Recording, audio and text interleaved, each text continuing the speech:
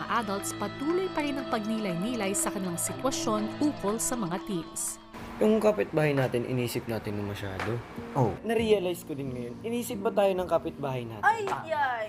Ni minsan, tinago pa yung natirang tortang talong sa ref, nakita ko. Huwag mo nga paiyakin to, Binsoy. Ate, Joke lang. Pamilya Jack Pro. ba't ka naiyak? Nire-ready ka lang namin para bukas, okay? Nasaktan ako, kuya.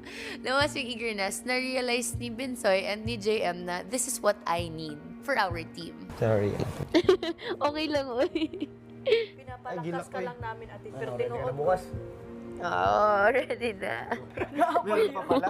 Napakita kanina, they can really win and they'll just do whatever it takes also. Siyempre, ano to eh, Labas mo muna. competition to. Pagkatapos nito, wala naman to eh. Susunod na linggo, wala na to. Iba na naman. I know it took this pa for me to realize